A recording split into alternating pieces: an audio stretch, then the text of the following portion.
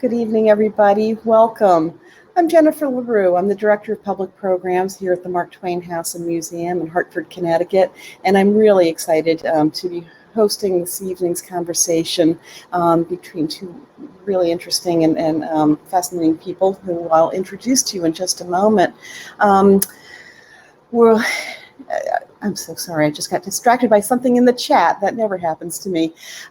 Before we get on to our program, I want to just welcome you again and introduce you to some of the features of Crowdcast, which may be a new platform for some of you. We've been running our virtual programs on Crowdcast since April a year ago, and we've done so many of them and had so many interesting conversations here. And I'm so glad to see so many return registrants and participants in our audience. Thank you for being here. And it's always so great to see people from all over the place being able to tune in and be here in a way that you wouldn't be able to if you were unable to get to our wonderful auditorium right on campus at the Mark Twain House. So again, welcome.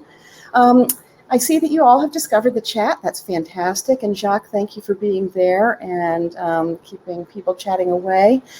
Toward the end of our program, we are going to have a question and answer session. And if you would do me a favor, and rather than post your questions in the chat, if you could go ahead and put them in the Ask a Question area, that would be really helpful to us. And the other fun thing about that is on Crowdcast, if you go to the Ask a Question area, you can look at what other people have asked, and perhaps you'll want to vote for the same question, move that to the top of the pile, and you can get a sense as to what others in the audience are thinking. So please take advantage of that. While we are looking at that part of the screen, can I ask you just to take a moment to look at that long green block right under my face that says, "Your support is vital to the Mark Twain House and Museum. Please donate here." I'm thrilled to say that we are back in business offering our guided house tour. We'll be open 7 days a week, and we've been welcoming people for the past couple months back into the house. But for most of the past year or so, we have been without our major revenue stream, which is that guided house tour. And it has been a real challenge for the Mark Twain House and Museum to stay afloat, to keep engaged and keep on going. I'm really proud of my colleagues at the Twain House who've worked so hard to keep things moving forward. And again, we are back in business, but we've got a little catching up to do. So if you're able, and I know not everybody is, to share with us any amount of donation, a tiny one, a big one, anything in between, know that every single penny is deeply appreciated by the board of trustees of the Mark Twain House and Museum and by the entire staff. So thank you in advance for anything you might be able to do to help us out. Another good thing you can do if you want to help us out and also get a little bonus for yourselves is to purchase the book that we're talking about this evening, Nobody Knows the Trouble I've Seen. The link, I'll repost it. It's way at the top of the chat. But know that if you purchase through us, which we know you have other options, but if you purchase through the Mark Twain House and Museum, you get a signed copy, first of all, and also your purchase benefits the Mark Twain House and Museum. I'm so sorry I don't have my copy behind me. I usually do, and I wasn't able to get a copy in time because this book was just published yesterday, and we'll be talking about that more in a moment. So I want to introduce now tonight's guests. And before I do, I just want to point out that the program, like many of our talks, is sponsored by the Wish You Well Foundation and by Connecticut Public, WNPR, and it's produced in part with support honoring the legacy of Frank Lord. So Hana Sharif, she's wonderful. She has a multifaceted theater career, including roles as an artistic leader, director, playwright, and producer. She's the new Augustin Family Artistic Director of the Repertory Theater of St. Louis. She's spent the last 2 decades innovating producerial processes, strengthening community engagement, and producing multiple world and regional premieres. So we're delighted to have her this evening, and Hana is going to be in conversation with the wonderful Dr. Inger Burnett-Zeigler, a licensed clinical psychologist and associate professor in the Department of Psychiatry and Behavioral Sciences at the Feinberg School of Medicine at Northwestern University in Chicago. She's also a mindfulness trainer and a certified yoga instructor. So we're delighted to have both of them here this evening, and I'm so looking forward to our conversation. So let me bring them both on screen, and everybody please join me in welcoming, Inger. And Hana. Here we go. It takes just a sec. Welcome to you both. So glad to have you here with us this evening. And Inger, I want to congratulate you on yesterday's publication of your book. That must be thrilling, and I know we're going to talk about some of that and kind of whirlwind surrounding that. And Hana, thank you so much for being here. I know that you got a lot out of this book, and I look forward to hearing the two of you talk. Thank you so much. Thank you so much. It's a pleasure. I'm going to disappear, but Hana, will you let me know when it's time to do the Q&A, and I'll pop back on the screen? Absolutely. All right. Well, I'm going to sit back and enjoy, so thank you. Thank you. Thank you. Thank you. I am so delighted to be here with you, Dr. Inger Burnett-Zeigler, with this magnificent book, Nobody Knows the Trouble I've Seen. I did not know when I opened the book that it was exactly the book that I was supposed to be reading. I found it revelatory. I found myself profoundly in so many of the pages of this book. And I am again just thrilled to be able to be here to deconstruct a bit of it with you and to share with this audience. I think that everyone will find this book to be an enlightenment and truly a pathway towards healing. I was hoping. Thank you so much for that, Hana. It really means a lot to hear those words. Thank you. I was really hoping, since the book was just published yesterday and most people will not have had a chance to get their hands on it, if you could share a piece from the book that could just center us in our conversation as we begin this, what I hope will be a really fruitful discussion. Absolutely. I'd love to. So for those who have not yet had a chance to see the book, this is the beautiful cover. And I'm going to do a brief reading from chapter 1. Entitled, I Am a Strong Black Woman. My grandmother was one of my first examples of a strong Black woman. She left her man in Montgomery, Alabama in 1951 and headed north as a single mother along with millions of other Black people during the second wave of the Great Migration in pursuit of better employment opportunities and perhaps also a new suitor. At that time, fewer than 20% of Black families had a female head of household with no husband present. When she arrived in Chicago in 1954, after making a pit stop in Pennsylvania, she and my mother lived in a one-bedroom apartment on the west side in the Jane Addams homes. The public housing complex was initially built for impoverished Italian and Russian Jewish residents. They moved out of the neighborhood as Black families were beginning to trickle in, along with several notorious street gangs. Despite the welfare laws that prohibited Grandma from working, she held a job as a seamstress. She made curtains during the day and attended Crane Junior College at night. Assured that her fate would ultimately turn, she rolled her dice on herself and played her numbers in the policy game, the underground lottery in the neighborhood. Her younger sisters, who remained in their distressed marriages, sent money to help fill in the financial gaps of the husband she'd left behind. But my grandmother's thorny temperament ensured that they remained on the outskirts of her and my mother's lives and kept them isolated and without the emotional support that they didn't know they needed. Grandma never rested in good enough. With every accomplishment, the lust for the sufficiency of validation dwindled only slightly. For more than 30 years, she worked as an unemployment counselor at the state of Illinois Department of Labor. When I went to work with her as a little girl, I imagined that I too had an important job helping people, answering the phone and writing memos that would ultimately change the course of someone's life.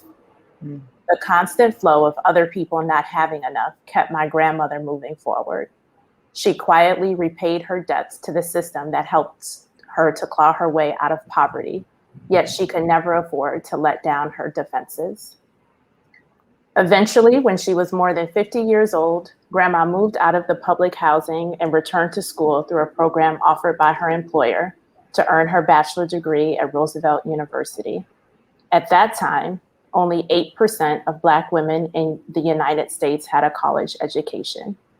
In the early 1970s, when predatory lending, redlining, and restrictive covenants were rampant in Chicago, she purchased a ranch house facing the train tracks in the previously Dutch community of Roseland. White flight was at its peak as Black folks rapidly began to occupy the neighborhood.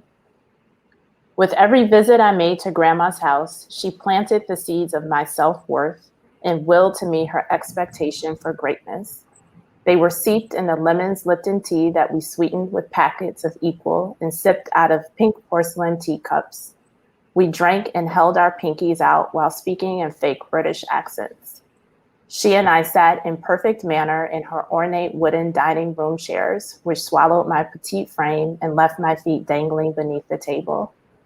As we delicately placed the teacups down on the saucers, we pursed our lips together and fluttered our eyelids, mimicking the air that we imagined rich and important people had. Be still and stop kicking, Grandma said, teaching me how to be proper and dignified. Grandma's hope for me was interlaced between her fingers as she kneeled down on the floor with me next to the bed as I said my prayers. Now I lay me down to sleep. I pray the Lord my soul to keep. And if I die before I wake, I pray the Lord my soul to take, being sure to ask God to bless Grandma, Mommy, and Daddy. In the morning, she sent me home with a promise for prosperity, folded in greeting cards that held an Our Daily Bread devotional booklet and 20 crisp dollar bills that she slid to me behind my mother's back. A third for you, a third for tithes, and a third for your piggy bank. And one day you'll be rich like Grandma, she said. Beautiful. Beautiful. Thank you. That is just one of the beautiful entry points into the journey of Black women that you have written in this book, which is part of what I found so profound. It is a book that enlightens and also shares on a very emotional journey, real people in their histories and legacies. And even in what you've just shared with us as the opening of this conversation, I found myself thinking about the legacy, the communal care, the role grandmothers play, that sense of advancement, ambition, and possibility and responsibility, and joy that comes with the teacups and the Equal and the sugar. One of the things that I found so interesting, even as we just begin the opening of the book, you talk about this concept of the strong Black woman, and that concept being one that has both protected and been the seat of harm for Black women. And you also talk about this book as a guidebook for healing and as an extension of the work you do in your therapy, this practice of peeling back the suffering to find our true selves. I'm wondering, I remember it stayed with me from the first time I saw it on the page. You talked about the idea of the strong Black woman as the essence of Black femininity. And I'm wondering, as we begin this conversation, if you could describe a bit from your point of view, the complexity of that notion of the strong Black woman that plays out both in the stories you tell in the book from your own family and also the very generous clients of yours that allowed you to share their stories. That complexity, that duality, can you give us some sense of it? Sure.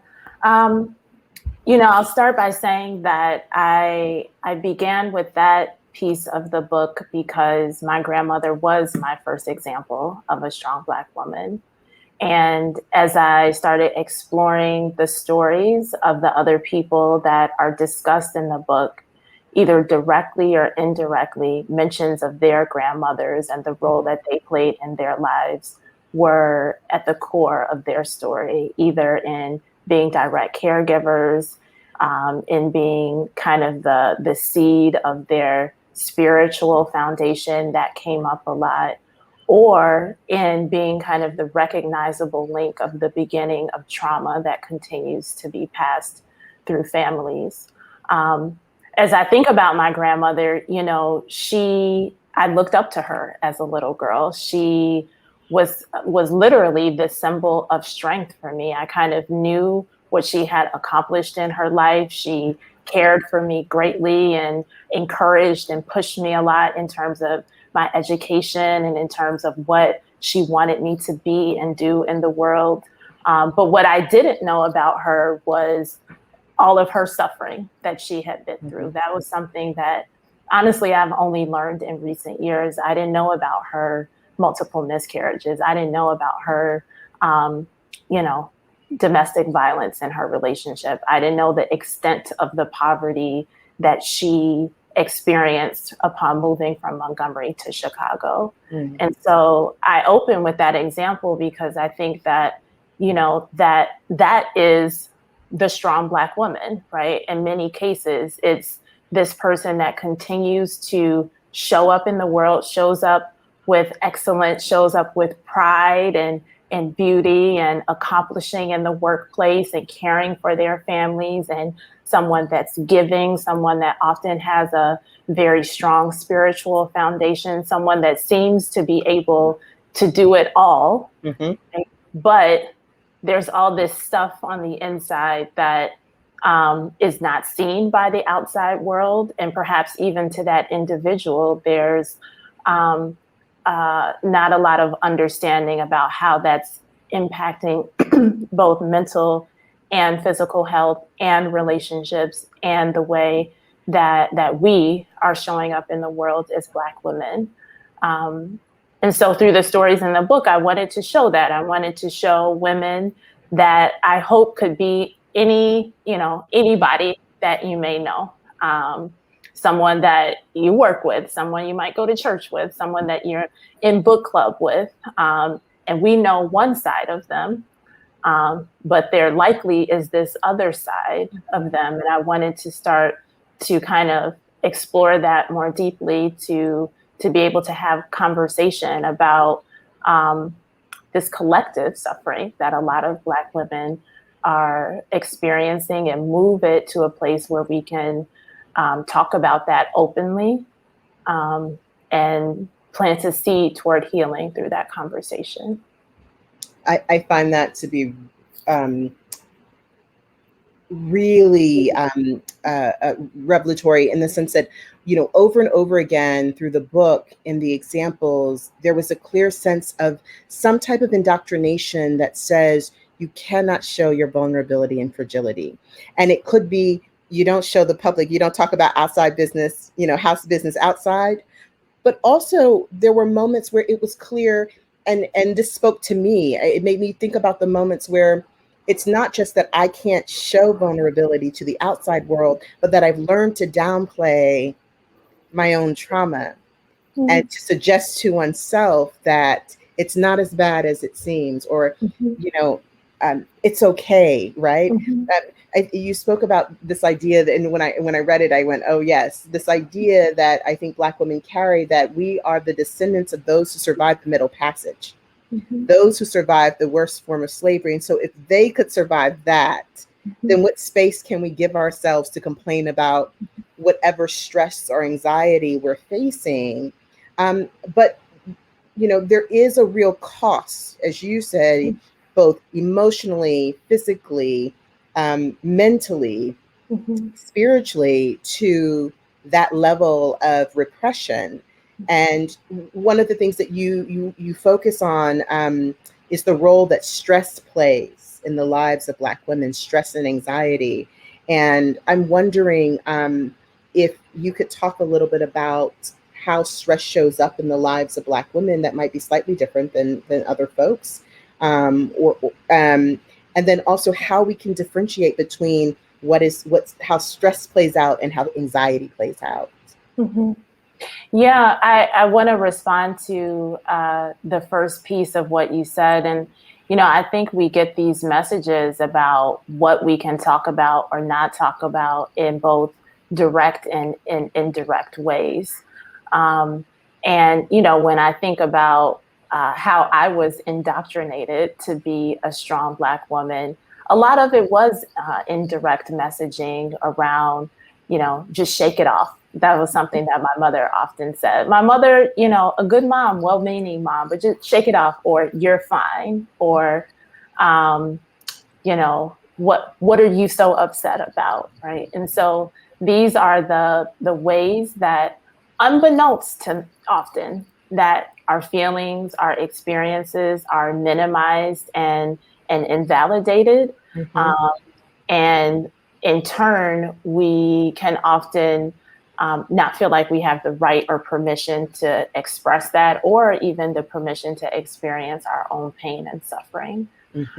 And I remember that feeling. I remember that feeling in my, at different times in my own life of having intense suffering and not really knowing what to do with that, not knowing who was safe to talk to about it, not knowing how to get over it, which is, you know, another message that we often receive. In terms of stress, you know, we know just from the literature that Black women experience more stress than other racial and ethnic groups.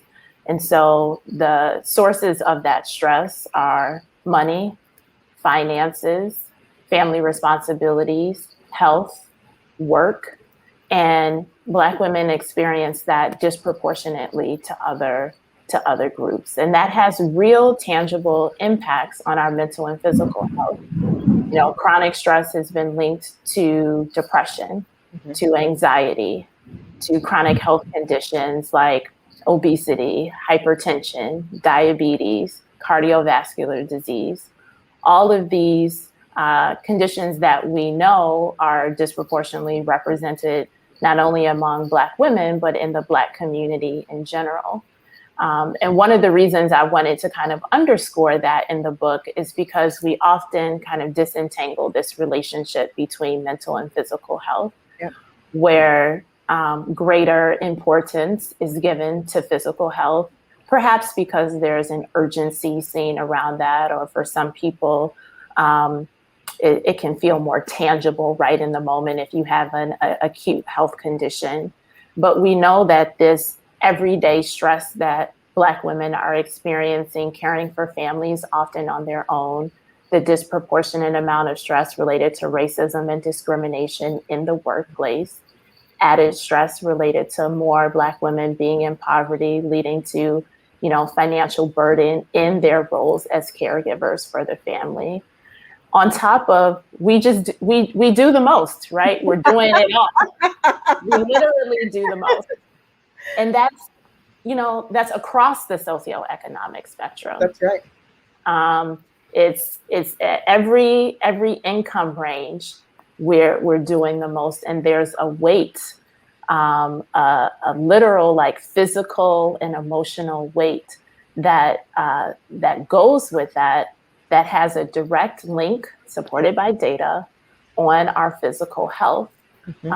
And so I wanted to highlight that just to underscore the importance of thinking about why it's important for us to be intentional about managing our stress, because it's related to our life expectancy, and wear and tear on the physical body as well.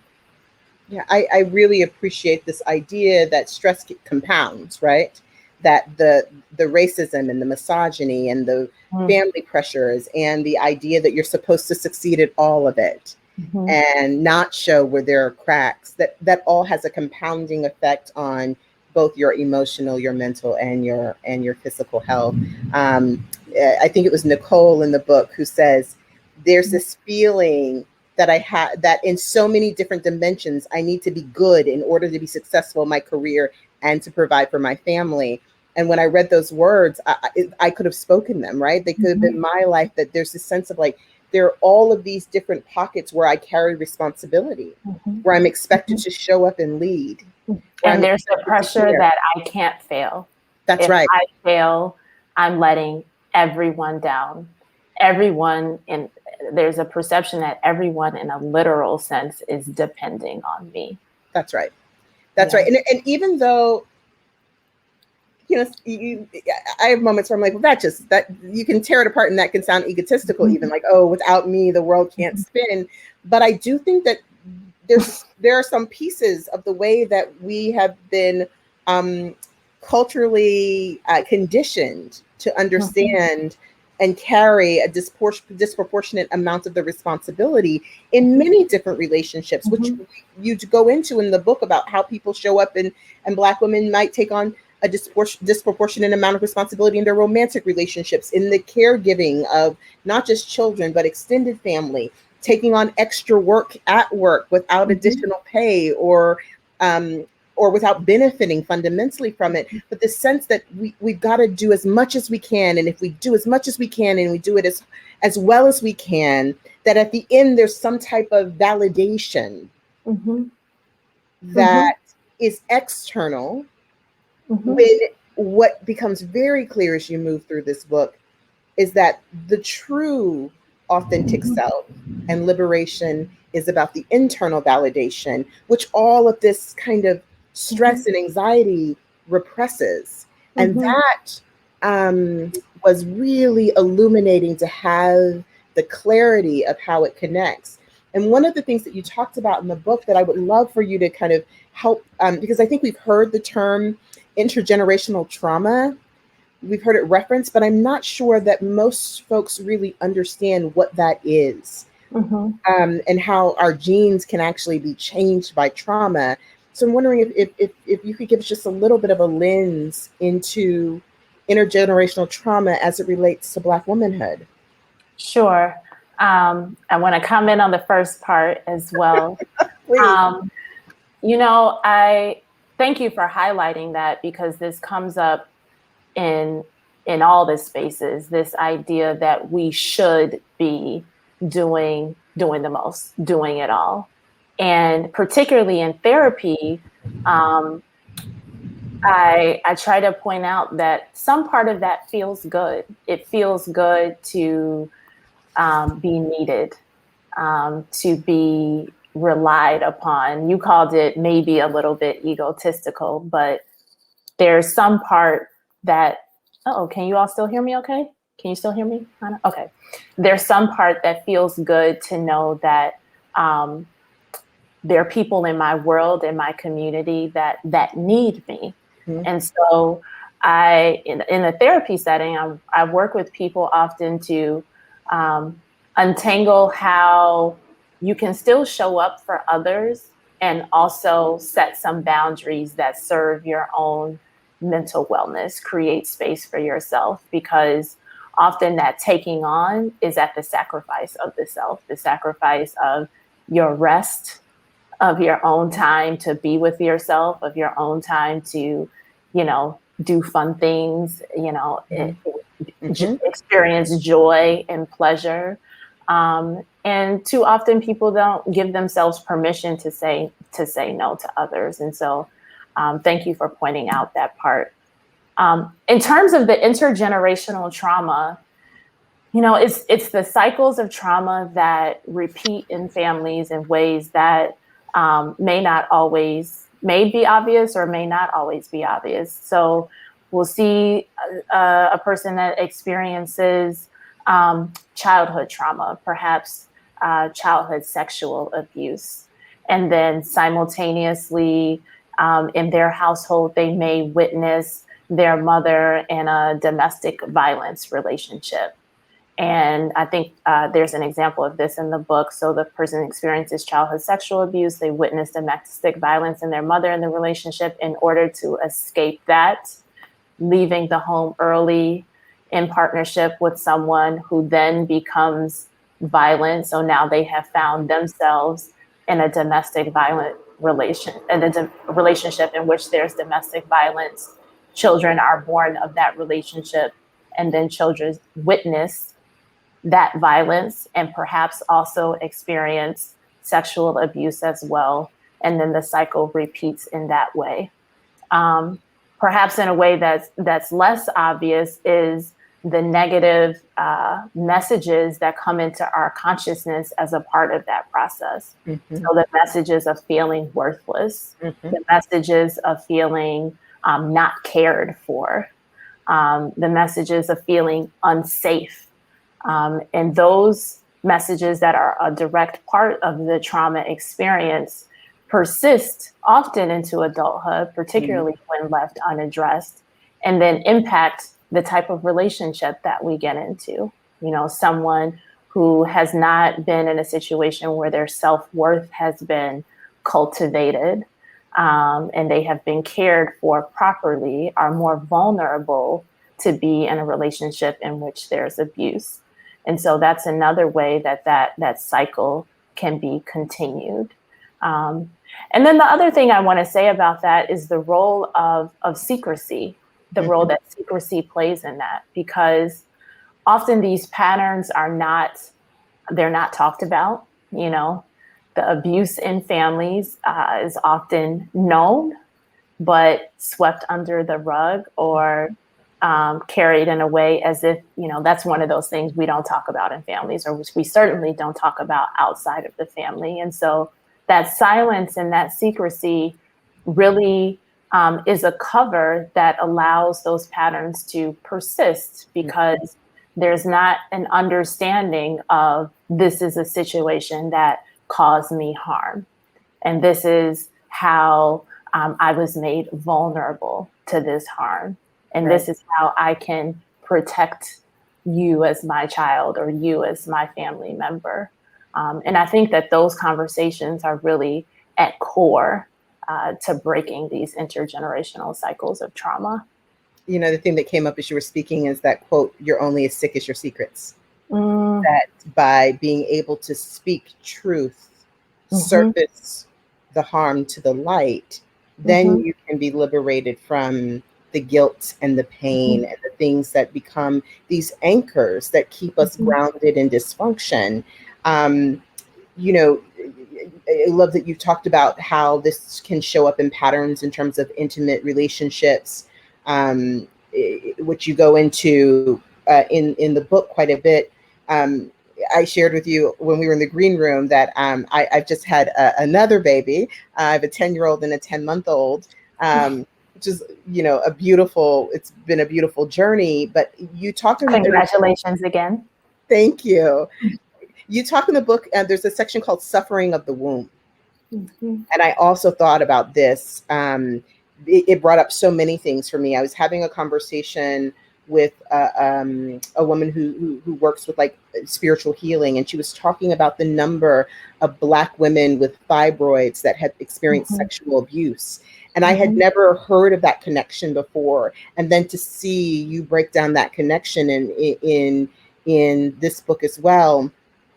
One of the things that did resonate for me as a woman, a Black woman having a baby in my 40s, right, was the disproportionate care that Black women receive in with regard to our medical health. You know, when I found out I was pregnant, I spent literally a week researching Black women OBGYNs and called everyone, looked up and I drove 35 minutes out of the way for every appointment in order to be seen by a Black woman OBGYN, because I understood based on the numbers that my chance of surviving and my child's survival was going to be highest if I was with a Black woman physician, because just to share some of the data that you have in this book, that Black women are twice as likely to miscarry, twice as likely to experience high levels of postpartum pain, yet less likely to receive medication from doctors, and 3 to 4 times more likely to die from pregnancy-related causes than white women, regardless of socioeconomics. That education and money won't save your life. And that we are often in a position of being forced to advocate for ourselves. That resonated profoundly for me. I knew that was true. I've had experiences in my life where my reflection of what was happening in my own body was denied by doctors who just didn't think that I had the capacity to understand what was going on. And it also brought up for me the fact that heart attacks can present differently in Black women than others, and that is often misdiagnosed. And so in this section where, you know, I'm sharing all the things that stood out for me, but I'm just wondering, how do you encourage Black women, recognizing the context with which we are living? How can we advocate best for ourselves? How do we actually take those steps to being able to work around a system that wasn't built to recognize our full humanity? Yeah. Yeah, that's a complex and challenging question. And, I think that one of the things that I wanted to communicate in that chapter was this intersection that you're talking about, the role that the chronic and acute stress that we've already discussed, how that plays out in pregnancy outcomes in terms of making Black women more vulnerable to poor pregnancy outcomes, the role of the physician race specifically. There's another data point in that chapter that Black women with Black physicians their children have better outcomes, as you note in yours sharing. And the systemic issue of being unseen and disregarded in the healthcare system that has been talked about, extensively in various media reports of late. And so I think, the thing that I kind of profess most loudly to people that I work with is that you know your body. You are the expert of your body. And unfortunately, it does take that advocacy. It does take getting a second or third opinion. It does take pushing forward, what you know to be happening in your body in order to finally be seen and validated. I think what the unfortunate thing can happen often is when people I shouldn't say unfortunate, but often people defer to the medical professional, and their concerns go to the wayside. I've had far too many Black women across this perinatal spectrum say, I knew something wasn't right, but they told me whatever. Whatever that was a dismissal that didn't get them the intervention that they needed at the time. And there are two kind of separate examples of this in the chapter. There's one, someone who had fewer resources, that had, an issue that was dismissed in a lower income hospital where it had, significant negative outcomes ultimately on her health. And another example, Nicole, who you already mentioned, who had more resources, had a pregnancy emergency in a lower income hospital and had the resources and the wherewithal to get out of there and go somewhere else. And, not everyone has that option, unfortunately. But I do advocate that you are the expert of your body. Ask the questions repeatedly, as many times as you need to ask them. Seek, second and third opinions as needed in order to get the care that you are entitled to.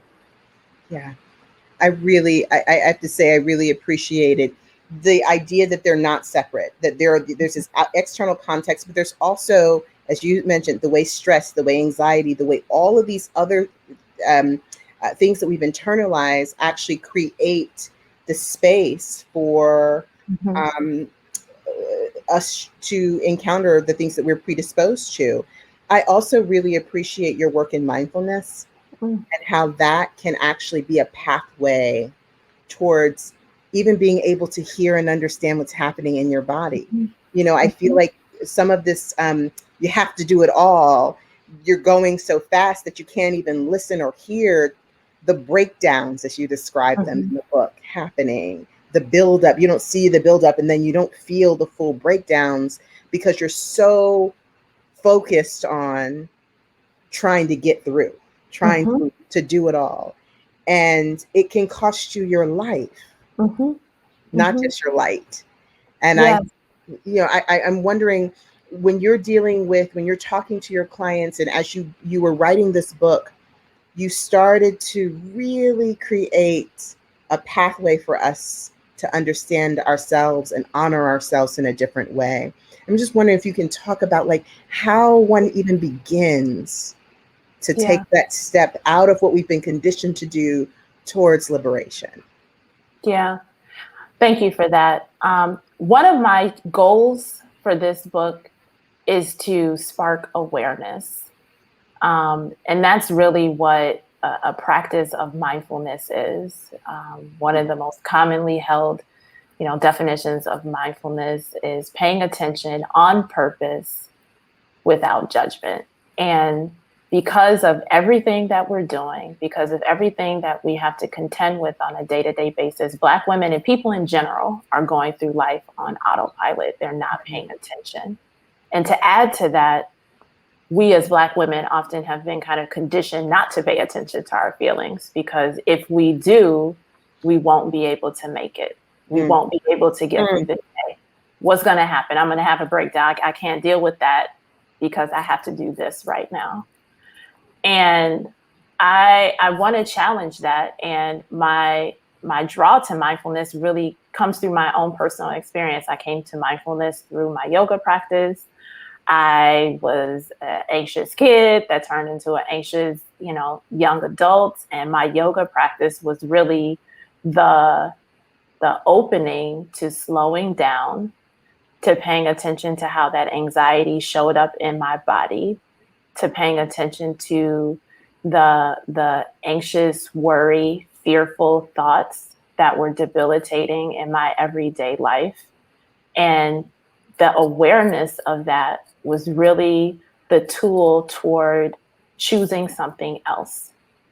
And, that's what I want this book to be for whomever picks it up, is to be able to see this and have a new awareness about the ways that suffering might be showing up in their own lives that they don't even realize. I talk to people all the time. They're like, that means I'm depressed. I didn't know that's depression. That's anxiety. The fact that I haven't slept in 3 months, that could be anxiety. That could be the depression that's running through my mind all of the time. The fact that I'm on edge at work, that's anxiety or trauma or whatever it is. I want people to be able to see that in the women that are in these stories, and that mindfulness and underscore non-judgmental awareness, taking out the self-punishment, taking out the blame, taking out the criticism that we can so easily slip into, and using that as a starting point to choose something else, whether that be opening ourselves up to support that's around us, whether it be changing our automatic behaviors or reaching out to mental health support, but choosing what we need for our wellness going forward. When I got to the section on healing, I think I've got notes on every page of things that I can do better, practices that I can integrate into my life. With my own children, you have this term, stop, take a breath, observe, and proceed. I've been saying it to them, and I've also been saying it to myself in moments, right? And so I fully appreciate and am trying to integrate the lessons of this book. I also appreciate the real clarity on the value of therapy. We know that therapy is an underutilized tool within the Black community. And I just want to share a quote you hear. You said, therapy is the process of identifying the source of our suffering, becoming aware of how we cling to that which causes us pain, and learning how to let it go. And I just thought, it's hard to say no to that, right? Like that's a hard thing to say. You hear folks say, oh, I don't do therapy. And I'm like, but here, Dr. Burnett-Zeigler has made it very clear. Therapy is actually very simple. It's liberation from your suffering by understanding the role we play in it. And so I just thought it was such a clear definition, and you take us on this journey in this book.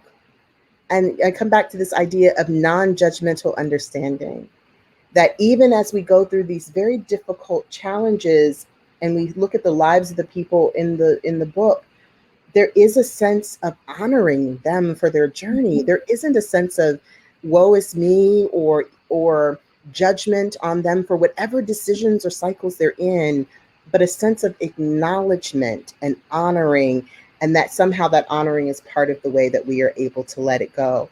I know that there are questions, and we've got just a few minutes. I want to welcome Jennifer back to see if she can amplify some questions from the audience. I could talk to Dr. Inger for hours because I have been so moved by her work, but I want to make sure that our audience has a chance to get some of their questions answered. And I want to say thank you for the work. Thank you for the love that is so clearly on every page of this book for Black women in particular. Thank you.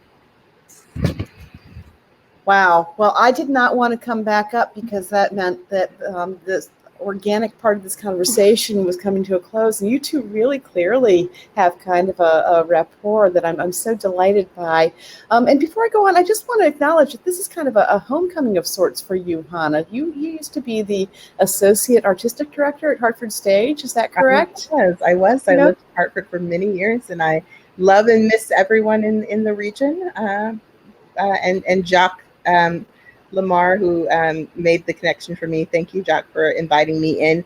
Again, Jacques, you had no idea that this is exactly what my spirit needed. So I'm doubly grateful. Well, we're grateful to have you here, and we just, this is a virtual program, but we really would love to have you both come and tour the Mark Twain House together when you can do that. So please do. So I'm going to jump in with a question of my own, because as I've listened through the past 45 minutes or so, I'm clearly a white woman, but a lot of what you were talking about really resonates with me. Dr. Inger, can you talk about, your audience and who you want to read this book and what you hope different people will get out of it? I'm imagining a white man like Jacques. What do you want him to get out of reading this book? Yeah, I think my audience it's written from the perspective of a Black woman for Black women, with the understanding that a lot of people know what it means to have stress. A lot of people have experienced trauma. A lot of people have difficulties in their relationships or difficulties functioning in the world due to mental health challenges that may come up for whatever reason. And so while my kind of target audience is Black women, I think that there are a lot of broad implications in terms of identifying those stressors and those traumas and identifying the ways that they show up in our individual lives, and using that awareness in order to practice behavioral strategies and mental strategies that can promote mental and physical health. So similarly, for everyone, being a tool toward awareness and positive behavioral shifts that support us in general. Can I bring up? I didn't get a chance to say this earlier. You have a chapter dedicated to self-care that I also found really important in terms of where I am now. And that's one of the things in terms of the process and way forward that I think everyone, male, female, regardless of non-binary, regardless of race, that you can find a pathway forward. You have a very clear process of self-care in the book, and it's not just pedicures, and massages, which I love. Right? Let's not just those. But it's not just putting on the candles in a bubble bath, right? Self-care is much more expansive. Can you share a bit about that? About why self-care isn't selfish and why it's a necessity? Sure.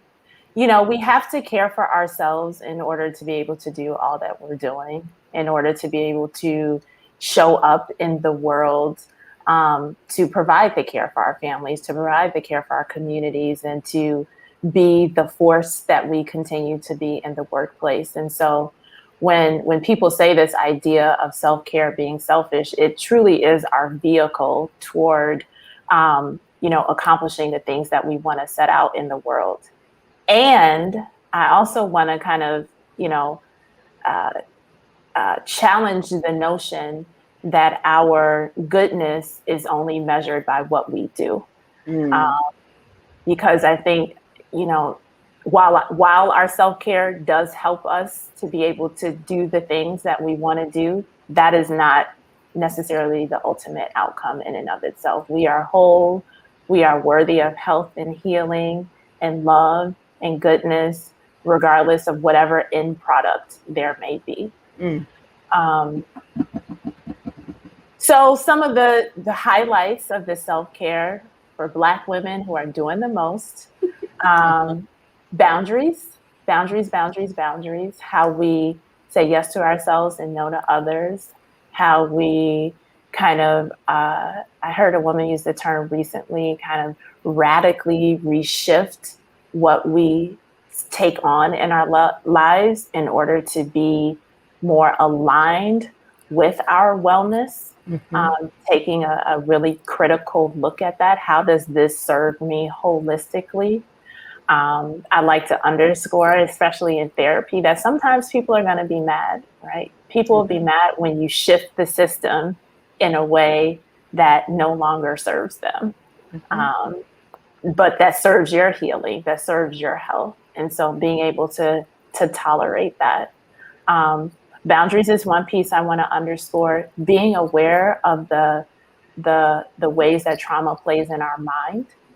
That's another kind of thread of mindfulness that comes up, that negative self-talk, the way that we punish ourselves, the way that we hold ourselves back, and the way that can really kind of dim our lights and restrict the way that we show up in the world, and letting that go, leaning in, using our voice, being bold, knowing that it's justified and good, despite the messages that we might get from the outside world. Many of the, behavioral strategies that might be well known, like, having a routine and eating positive foods and exercising, connecting with loved ones. This is a book about how vulnerability is a tool toward connection. When we hold ourselves back, we potentially rob ourselves of the meaningful connections that can be a core part of our healing. Letting people know, I need you. That's something that's so hard for people and Black women to say, because needing someone is a place of vulnerability. And so finding the people that are your people, your safe people, the people with whom you can trust your vulnerability with, and using them. Thank you. Yeah, that's really, really helpful and wonderful. Thank you. I'm going to switch gears here. We have a question from Voltaire Sterling, who's been an active participant in our chat this evening, who asks, and this one's been upvoted too. It looks like you guys maybe know Voltaire. It sounded as if you mentioned the potential causal connection between fibroids, which impact Black women disproportionately, and generational trauma. Fascinating, because I've usually heard from physicians that there is no explanation why Black women suffer from fibroids disproportionately. Can you expound on this more? Yes. So, hi, Voltaire. Thank you for being here. And I appreciate the framing of your question. And so I want to clarify that there is data that indicates that chronic stress and a history of trauma does increase the likelihood of developing fibroids in women. Now, it's not a direct linkage, but it increases the vulnerability. So not a 1-to-1 ratio, but it is something that is important to be aware of, because as we've been talking about in the discussion today, there are multiple vulnerabilities that Black women are more likely to face. And so as those vulnerabilities compound on each other, another one is obesity that also increases the likelihood of fibroids. So as these vulnerabilities compound on each other, the likelihood is even greater for something like fibroids, as well as a number of other chronic health conditions. So thank you for allowing me to clarify that. Good. Yeah, it's very helpful. Now, I love this question from somebody else who's been active in the chat tonight, Bridget Gaddy, who says, "This is amazing. Thank you, Dr. Inger, Jacques Lamar, and Hana Sharif." And her actual question is very interesting to me because, Hana, you have a 10-month-old and a 10-year-old. I'm about to become a grandmother for the first time. Her question is, how can we do our part to not only impact ourselves, but our younger generations? I'd love to hear you talk about that. And thank you, Bridget, for the great question. Generationally, I think that opening up the line of conversation is so critically important.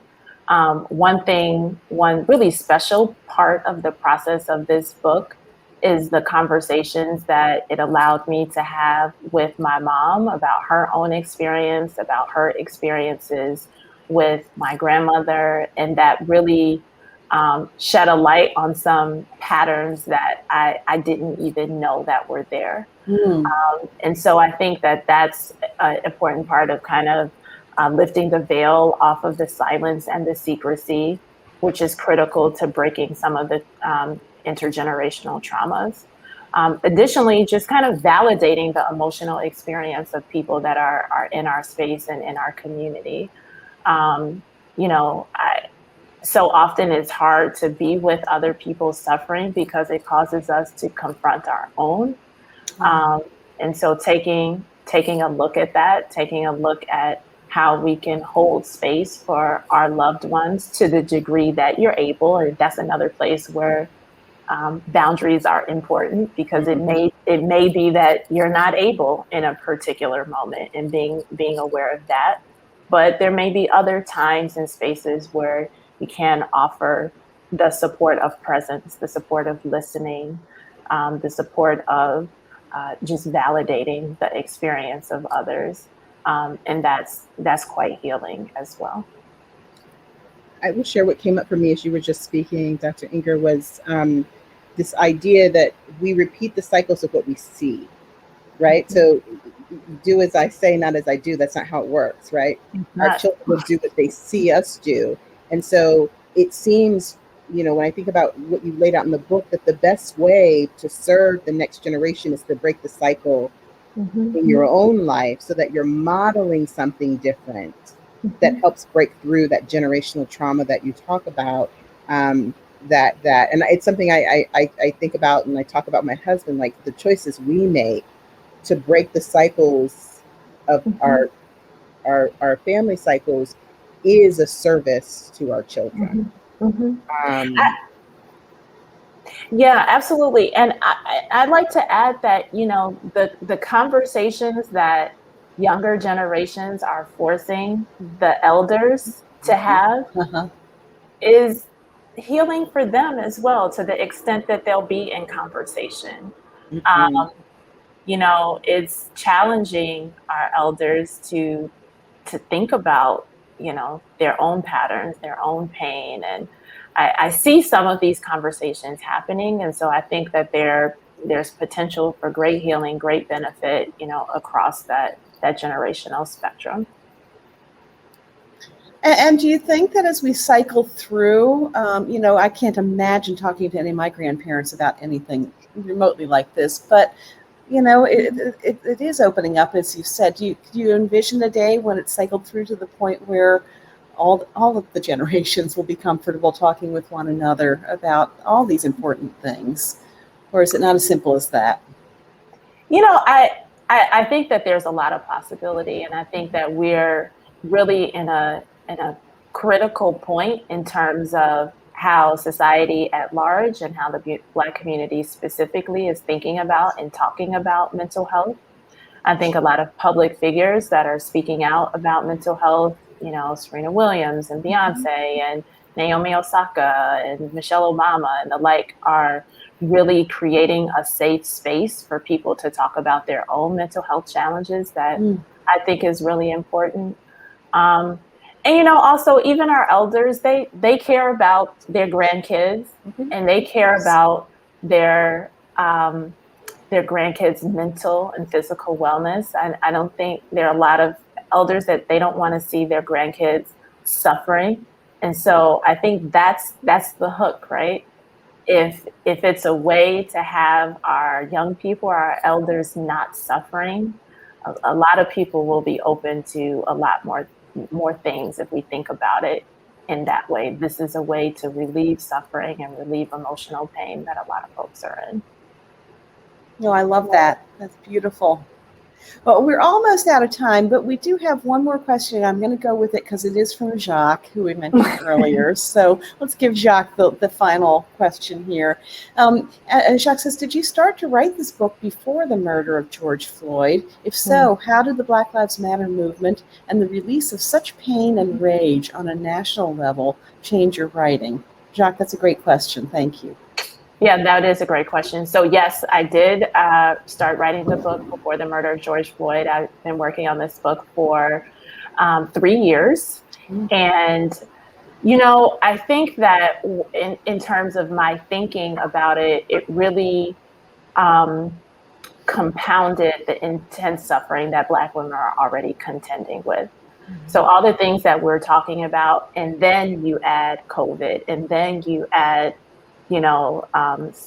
racial injustice or the national contending with racial injustice on top of that, the added work burden and being in those conversations, the discomfort in being in spaces where the racial trauma and racial stress is unseen and not understood, which was really highlighted over the course of the last year. And that's layered with everything that already existed. And so I heard a lot of people talking about depleted is the word that comes up a lot. Being kind of, that's the biggest one. Just feeling depleted, feeling like they just can't do it anymore. Can't talk about it, can't perform, can't pretend like we're okay. It was kind of a pivotal moment when people really felt like they had reached their wits' end. And then COVID provided this space for some shifting. And I've seen and heard a lot of people really thinking critically about how this forced slowing down can provide opportunity for shifting and restructuring our lives in a way that's more healthy. I just want to again say thank you for the labor of love that is this book. Nobody Knows the Trouble I've Seen, The Emotional Lives of Black Women. I will be gifting it to a number of my girlfriends. I think we need a book club moment with it. I think we need a circle of healing with it. I thank you for giving voice to the trauma that has been often unvoiced and a pathway to healing. And I really appreciate being part of this conversation with you. Thank you, Dr. Inger Burnett-Zeigler.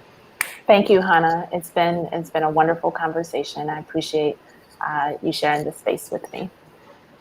And thank you both very much for doing this in the Mark Twain House and Museum. It's really honored to have you both here for this really beautiful conversation. It's going to give us a lot to think about for a long time. And again, I repeat my invitation. When you can, please come back and see us, and Hana will give you a homecoming, and Dr. Inger will give you a Mark Twain bobblehead doll. I'll take it. All right. So please do come, and thank you so much. And thank you to our audience for your enthusiastic participation. And thank you to Jacques for being here with us tonight. And let's do it again soon. So thank you both so much. Be well. And congratulations, Dr. Inger, and good luck with your book. Thank you. Thank you so much. Good night, both of you, and good night, everybody. Good night.